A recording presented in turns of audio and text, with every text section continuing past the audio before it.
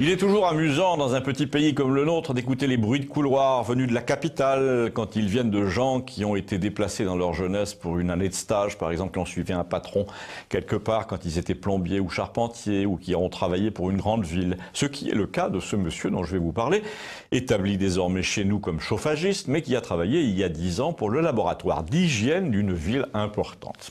Il avait 25 ans, il sortait d'une petite école professionnelle, on l'envoie dans cette grande ville, dont je ne cite pas le nom, mais rien que d'après la conduite frauduleuse de son maire et de sa première adjointe, vous allez pouvoir combler les cases manquantes. Alors donc notre jeune homme, dont c'est le premier travail, ce qui veut dire qu'il a tendance à vouloir le faire bien, c'était dans les années 2000 environ, ce jeune homme fait partie d'un service à qui le maire demande en grande pompe et à grand renfort de presse de faire des mesures 6 mois avant l'introduction d'une nouvelle piste cyclable, d'une réduction de 2 à 1 seule voie avec passage d'un bus, etc. Et vous savez ce qu'il faisait, nous dit-il, en posant son verre sur le comptoir pour prendre son élan. Nous étions 4 au bar à l'écouter. Il y avait aussi l'un de ses amis qui était aujourd'hui son associé et qui avait une anecdote aussi, nous a-t-il dit, qui concernait un ministre. Mais l'autre a continué sur la sienne.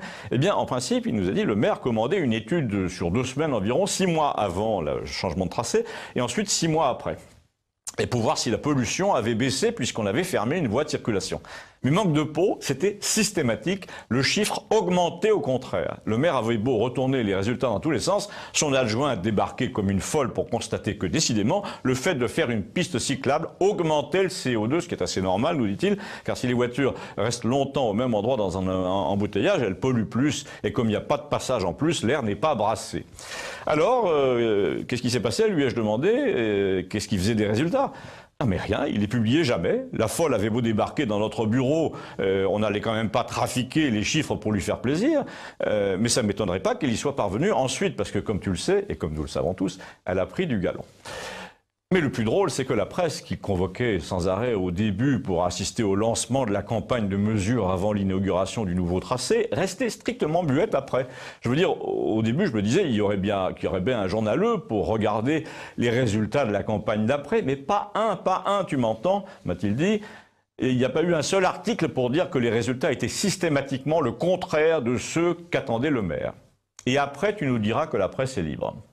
Alors là, notre deuxième monsieur, son associé, a cité rapidement son anecdote, mais il s'est excusé en disant que c'était plus modeste et plus dérisoire. C'était une histoire de cabinet, mais pas de cabinet de ministre.